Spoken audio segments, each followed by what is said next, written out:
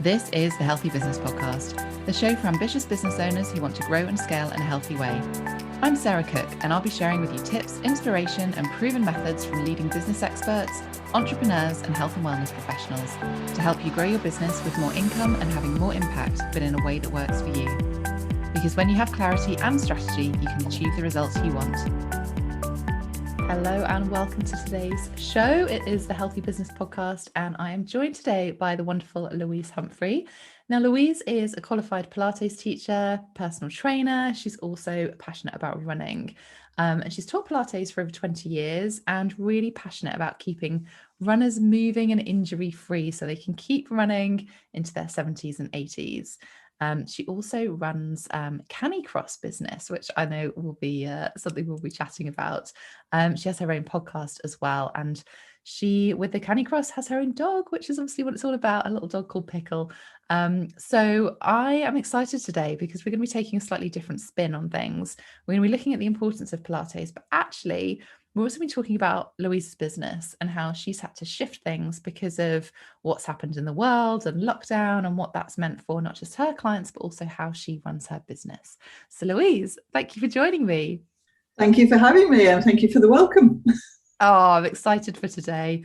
I think we're going to have a really interesting chat, and I think it's going to be, well, there's lots of different areas that we're going to cover, I think. So I think it's going to be quite an interesting lesson.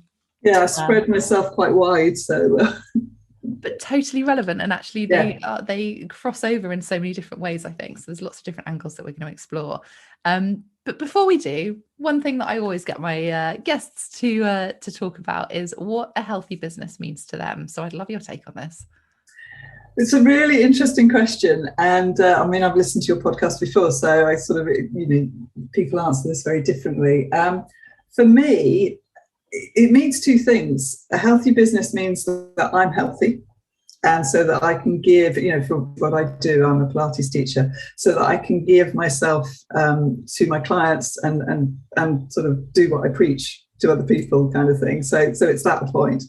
But it's also about me and taking time for me and not overloading and not overwhelming myself, which I think as business owners, self-employed business owners, that we sometimes overlook. And I've been there, and I'm sure we've all been there in different things. If you've got children, I think that adds to the mix a little bit more. And I just think, for me, I think it's your business is your baby to a certain extent. It's another baby, isn't it? And you feel very protective and very,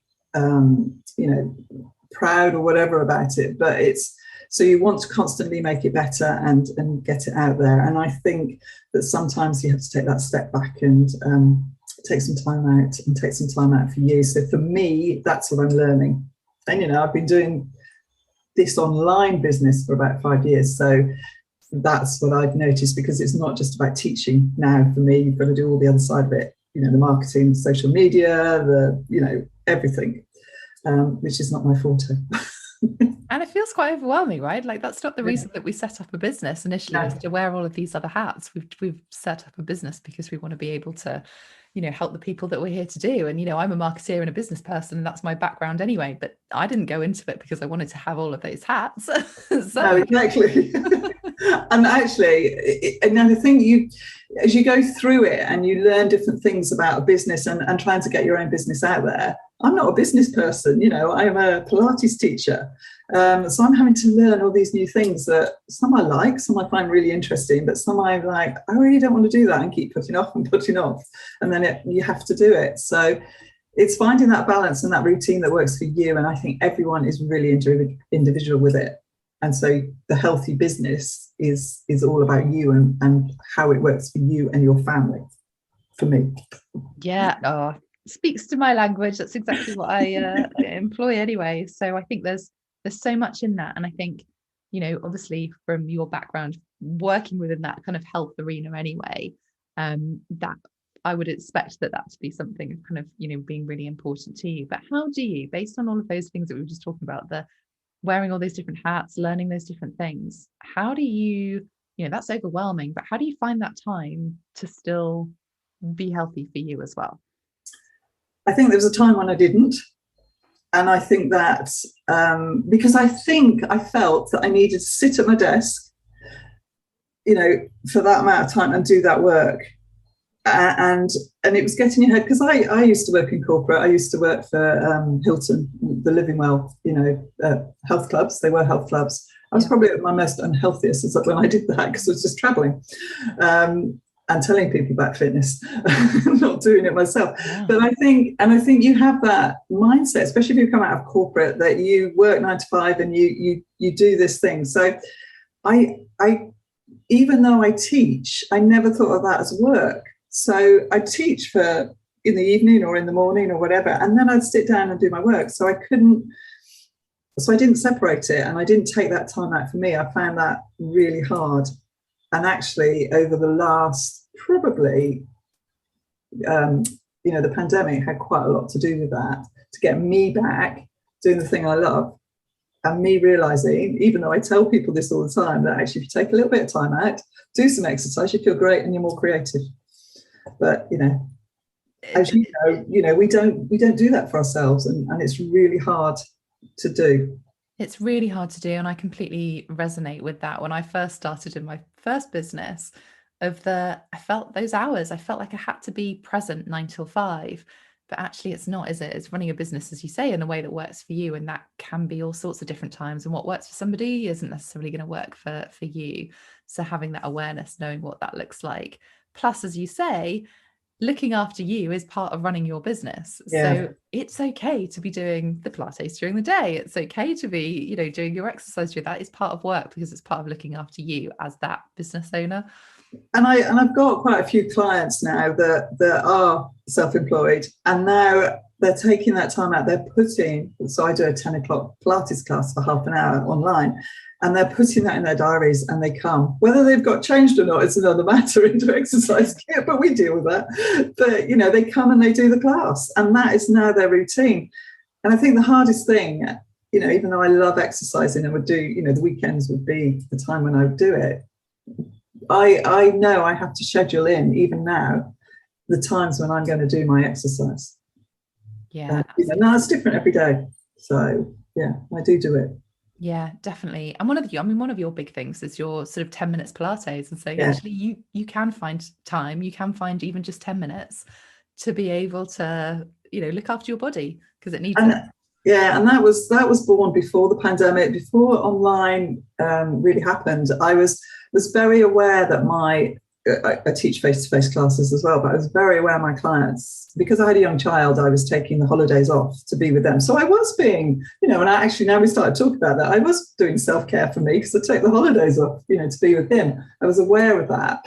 But what I found was they weren't doing any practice, and I would give them sheets of paper, but that wasn't working, And so I started doing videos, and I sort of, from there, that's where they built up the online. But what I was noticing was they didn't want to spend an hour doing sessions. And I kind of got that, because I don't like doing an hour's worth of exercise. It's not how I work. So I was doing this 10 minutes and sort of building them up. So you did them 3 or 4 times a week or every day. And people love them, because they can just fit them into your day. You can do it first thing, you can do it last thing before you go to bed. And yeah, people are busy. People are really busy, and I get that, but I also get how important exercise is for people. So yes, that's where that was born from. So it's sort of grown, along that, and especially going into the pandemic, it became something different. And what I love most about that is that it's your passion, and it's the way that you keep yourself fit and healthy. But actually, you looked at what your audience needed and provided something for them. And that's really been that kind of mainstay through your business, of going, well, what do they need? And when you put your ideal client at the heart of your business, then you're going to be able to put those products and services that fit them, but also work and fit you as well. Yeah. And actually, when I started out, and I look back now, I was like, there wasn't many people doing that. Now everyone does it. It's all sort of become the norm, hasn't it? And it's like, okay, I was there first. Yeah, the original. So yeah, no, it is quite interesting. And I think people's attitude about exercise, and I think people, especially if you're working from home, because more people, even they're still working corporate or whatever, are working from home. And so I think people are becoming more aware of what they can fit into their day. without it sort of, detriment to their work. So yeah, I think, the pandemic did us a lot of good in a lot of ways, and people were started to become aware of their self-care and how they did things. Because it is boundaries, isn't it? It's part of those boundaries. It's part of that awareness. It's part of taking responsibility for a certain extent, I think, of just when you're at home through the lockdown, we couldn't go out and do things, but we had our computers. So what could we do to utilize that meant that we weren't on, constant Zoom meetings, or we needed those break from different things, and just being able to utilize the tools that we did have, but do things in a slightly different way. Yeah, and I think what's different about doing, say, Pilates online is, yes, and I was aware of the Zoom fatigue, especially because we sort of all had it, didn't we, really? But the thing with Pilates, and what I was finding with my clients, that they lie on their mat on the floor, they put their laptop on the floor, and they actually didn't have to look at me, or they didn't have to look at me all the time. They could start off when I demonstrated, and then they would go into their own stuff. So it was like being in a hall. And in fact, I saw better results online, and I still, there's pros and cons of everything, but I still prefer it because people are in their own environment. And if they set themselves up in a space where they can not be disturbed or whatever, they actually concentrate so much more than wondering what, Mary's doing next to them or whatever, or suddenly having a chat or whatever. And the results I've been getting from that are way better than I ever got in the village hall. That's amazing. So amazing. And I think again, it's kind of looking at that business model, looking at what works, looking at what doesn't work, carrying on with the stuff that is working and tweaking the other bits. Because essentially, you were doing, I know you were doing some online stuff as well, but you were holding a lot of classes in person, and that just had to be closed, right? So how did you, that's a big mindset thing as well. So how did you navigate through, like, what steps did you take of kind of tweaking, changing the business that allowed you to still serve? I think I was really lucky because I had that online presence and my membership, which was all recorded videos. I had all the technology. I had the camera on for the, I can't even think what it's called now, the little camera for the webcam. So I had all that set up because I know they sold out of those and you couldn't get those after a while, on my tripod. So I had it all set up.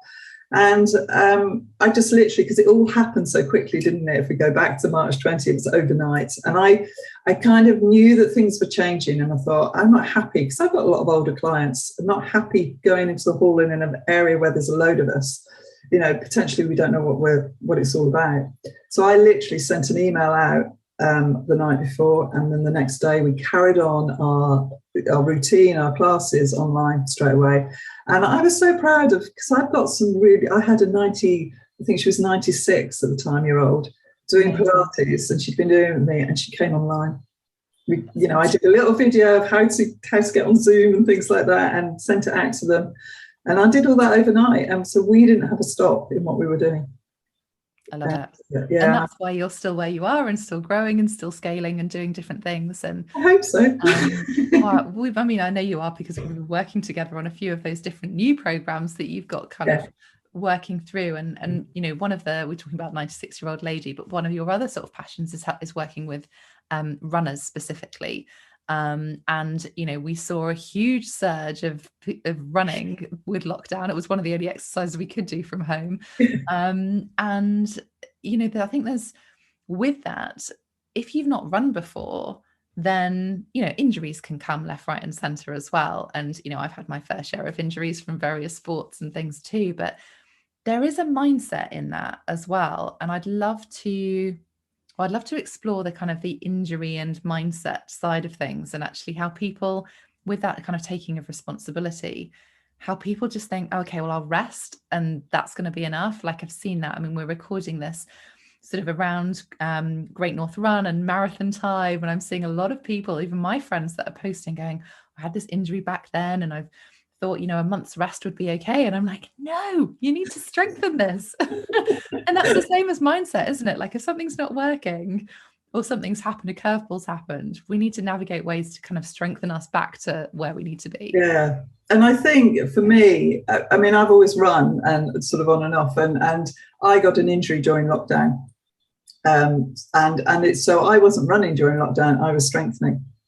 I was really frustrated with all those people out running, because it was like, I do this too. But so yes, so it is, and I think it's about knowledge, because I get as frustrated when I see on Twitter or whatever, oh, I'm just going to rest this is that, or what should I do? And people, I get that, especially at the moment, people are always out to get the easiest and the cheapest way of finding a cure or whatever, but you need the whole picture. Mm-hmm. And I specifically work with over 40s because I'm over 40,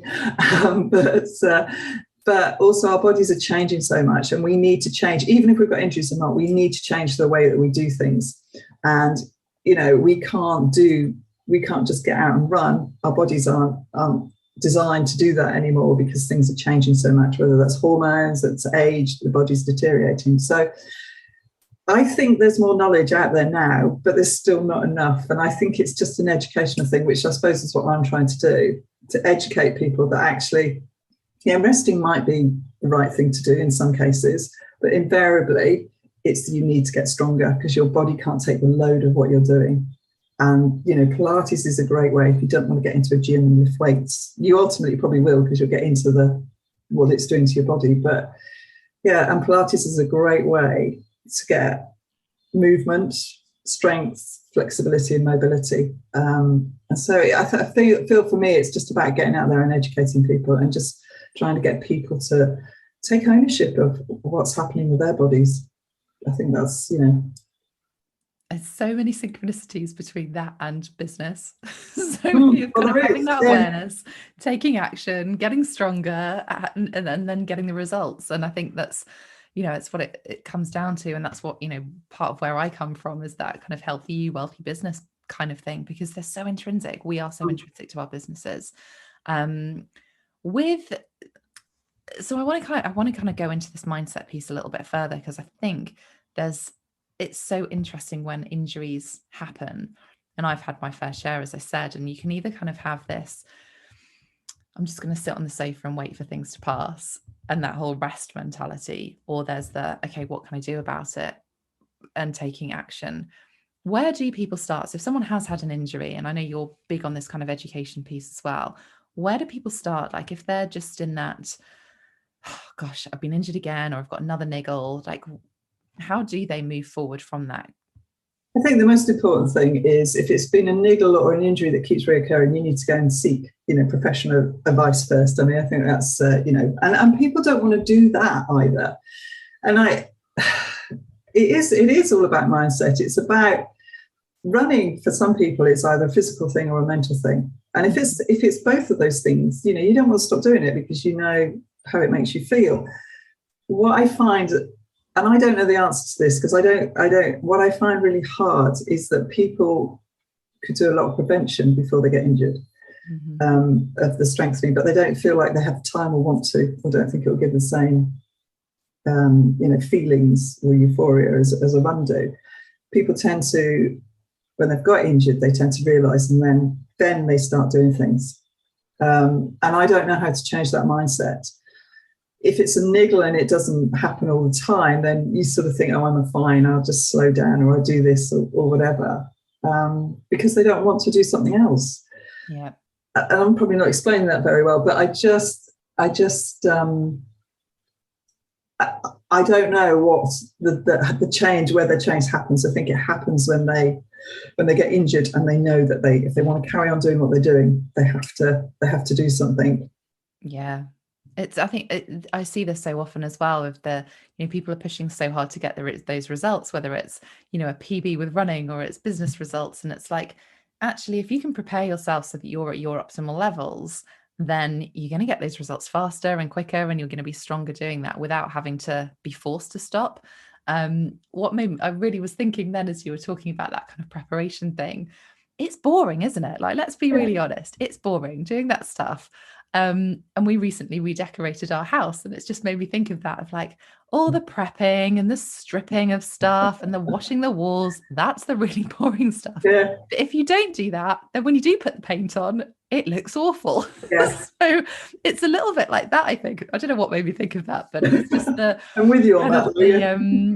you know, we have to go through sometimes the stuff that we don't really want to do, or that feels kind of, you know, the frustrating, the kind of slow work. You can't see the results immediately, but actually that is what's going to give you the results. Yeah. And I think it's the same in business as well, isn't it? If you prepare and which I'm obviously not very good at, you know, prepare sort of in advance, or what I think you're brilliant at it. The fact that you'd already had the foresight to be online already. Probably, but I think it's the same sort of thing, and it's like, you know, there's lots of running programs. Like, if you know your goal, I mean, it's all about goal setting. Whether you do that in business, you do that in you know, exercise, whether that's just a Pilates thing, you know, just solely Pilates, or you've got a race to go for. So as you said earlier, the Great North Runs happen, the London Marathon's in a couple of weeks' time, and people will follow a plan. And I know we talked about this because I was doing some research on sort of the running plans. I'm not a running coach, but I looked at the London Marathon, running plans that people were able to have for free. Brilliant. But nowhere in there was anything about strength. And I was like, well, I don't get that, because if you're going to do all this training, and yeah, they do it, they load up slowly and build it up slowly, which is what you do in a business, is what you do when you're running. But there's nothing about strength and the sort of the support that you need. It's the support in your body as you go through this. And, you know, we all get a bit excited when we can run longer distance and carry on doing it, and your body can't cope with it if it's not prepared for it. So, yeah, there's so many analogies to business running, isn't there? And absolutely. So, Tell us a little bit about your injury, and because I know you were sort of planning for an event, and I want to delve into the canicross side of things as well, because I know we have a lot of dog lovers that listen to this show as well. And I think I'd never heard about it because I don't have a dog, but I never heard about it until I started working with you. And I'm like, this is brilliant. This is so interesting. It's the best thing ever. And as you said, I love Pilates. Obviously, I've been teaching that for so long, but I feel like I've got this sort of goal now, because I do my Pilates so that I can do my running, so I can run with my dog. Canicross is when you run with your dog attached to you. And you have to have the proper kit. You know, it's not just, you can get lots of cheap invitations out there, but you need the proper kit. So come and have a look at Force for Running and you can find out about it. But it's a faster way of running. We probably don't do the distances. And there's a lot more that can happen to your body. And I got injured. Well, one was an old ski injury, so that was that. But one, I tripped over the dog, and I wasn't even running. So these things happen. I twisted my knee, and it was pretty bad, actually. But I have physio, and I work really closely with my physio. I'm lucky to do that.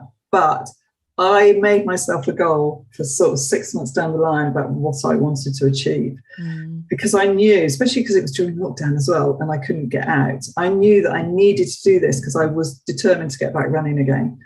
And so I sort of kept that goal, and I read around loads of it as well. I read about ultra running. I read all sorts of things. I just wanted this inspiration to help me keep doing what I knew was, and at the beginning, you can't do much, and you've got to just build that up again. And it's now part of what I do. So, it's stayed there. And if I don't do it, I know I feel the weaknesses. And again, if you don't prepare for support, you don't get to where you want to get to.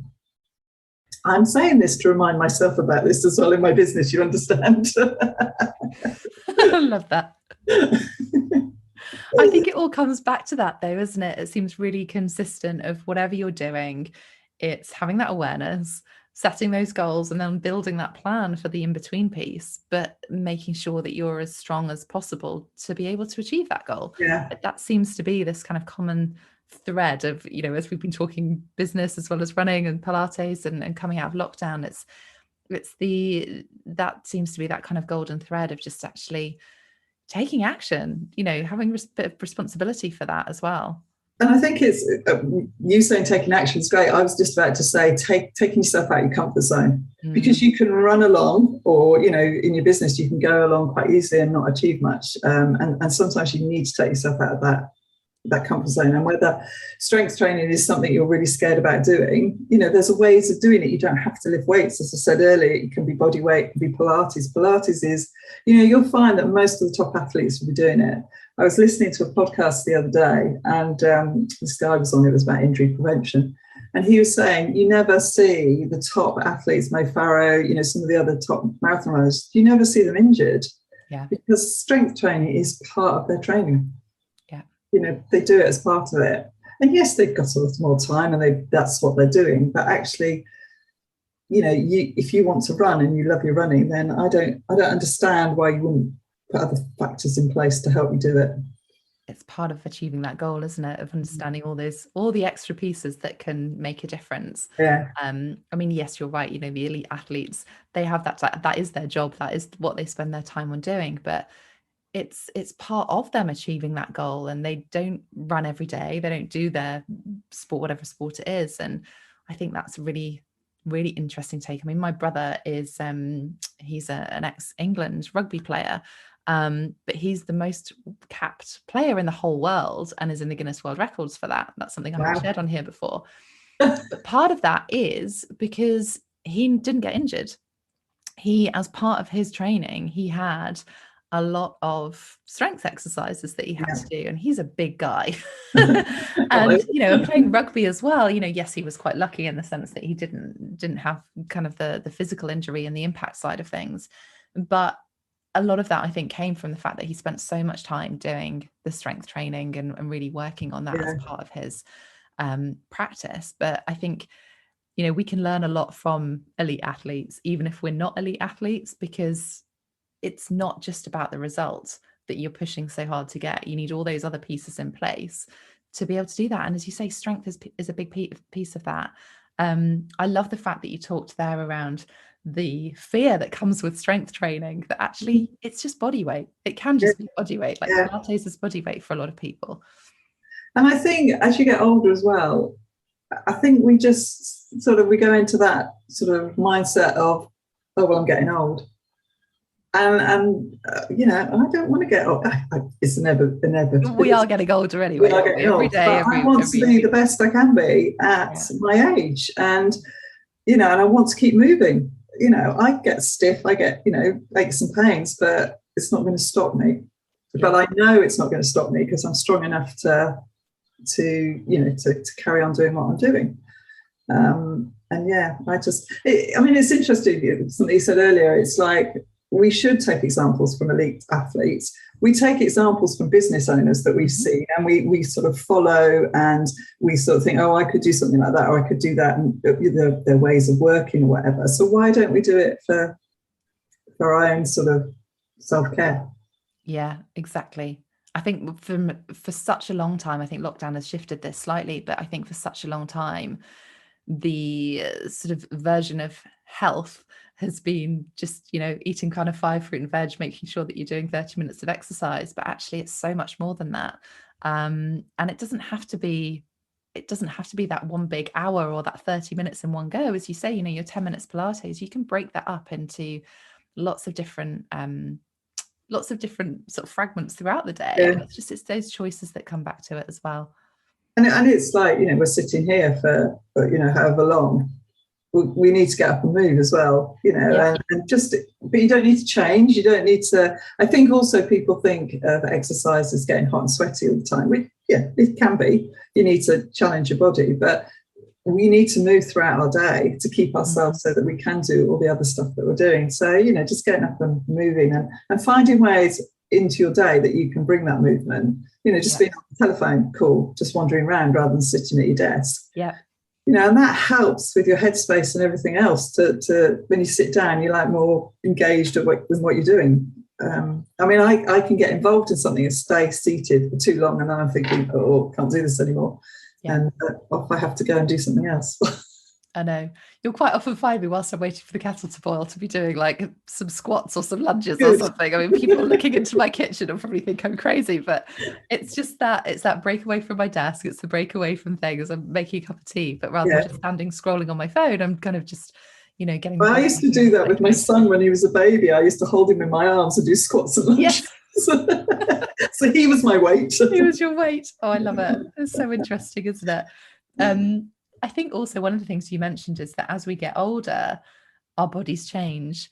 And I think that's also really important. It's that check-in again. It's that awareness piece of, it's not an excuse to not do it just because we're getting older. It's an excuse to have that reawareness and kind of going, okay, well, what do I need? And, sort of navigating through that. And it's okay to ask for help. Yeah. I used to do a load more exercise when I was in my teenage years and in my early 20s than I'm able to do now. And that's partly a time thing, but also the exercise that I want to do is now different. Yeah. And I think that's also, it doesn't have to be what you've always done. No, and I also get our bodies are changing, and it's kind of important to do even more now, whereas we just want to be more sedentary probably. Yeah. But the other thing is, I'm in my sort of mid-late 50s, and I'm loving doing a business. I'm reinventing my business, I suppose, the last thing. So to me, it's a new business. It's like I'm quite happy to do that. So why aren't I happy to do the exercise as well? And so, we're all different, but going for a walk is better than, anything. So, and we can all, hopefully, most of us can all walk. So it's just getting out there and doing something and spending that time on us. That leads me into kind of asking as to kind of, what are your tips for people who are thinking and listening to this going, maybe I should be adding a bit more strength into my day, or maybe adding a little bit more movement into today, and that might help me from a business perspective as well. What are your top tips for people to start? Well, I think you actually just did one of them. It's like when you're waiting for the kettle to boil, put the phone down, do some squats and lunges, and even if you need to hold on to the surface, it's your working surface, you can do that, and that's going to help your leg strength. So just doing things like that. But also, if you are on a phone call, have walking meetings. These are very basic things, for working. But also setting a time. I think my biggest thing, and I get a lot of my clients to do, is diarising it, putting it in your diary. And I know you start work at a later time. And you get your exercise done before, and I think that's brilliant. I don't, because I teach first thing, so I tend to do my exercise later in the day, and actually for me that works quite well because I break my day up. So it's what works for you, but it's fitting it in. And if you're not sure that it's going to work, or you don't think, that's not going to work for me, try it. And even if it's just like learning Pilates, or just try 10 minutes and see how you feel. Keep with it, because it's like anything new, isn't it? It's like you give up before you get into it. Yep. But just make that commitment or that goal to yourself, even if it's as simple, I'm going to do 10 minutes Pilates each day for this week. That's perfect. That's a perfect segue into how can people find you if they want to do 10 minutes Pilates? So it's studio44pilates.com, and there's lots of, and it's aimed at runners. But Pilates is Pilates. So, there's a lot of different, within my membership, there's obviously live classes, but there's also there's over 200 videos, I think, 10-minute videos. And they're for all abilities. There's beginners, there's if you're advanced, or if you just fancy a slow stretch, there's everything in there. I've even got desk to stretch stuff as well. So stuff you can do in the middle of the day. So there's no excuse. And I'm on all the socials as Studio 44 Pilates. And if you are interested in the Canicross side of it, it's Pause for Running. And you've got a podcast on that as well, haven't you? Yes, we've got a podcast called Canicross Conversations, which is brilliant. If you're into dogs, it's good anyway, because we talk to sort of all sorts of experts about dogs, about us as runners. I love it. I love my podcast. Yeah. Well, hopefully the listeners, if you are into dogs, or if you're into running, or a mix of both, then go check out Louise's podcast, because it's a brilliant one. Thank you so much for joining me today. I've loved having our conversation of just a mix and actually talking through those synchronicities between looking after ourselves, looking after our businesses, and how the two are so intrinsic as well. I think it's a really important conversation to have. Well, thank you very much for having me. I really enjoyed it. You are so welcome. So thank you for listening to today's episode, and I will see you for the next one next week. Take care and have a wonderful rest of your day. Thanks for listening to the Healthy Business Podcast. To get your free checklist with 1-minute hacks to accelerate your business and find out more about our community, head to my website, sarahcookmarketing.com/healthy business.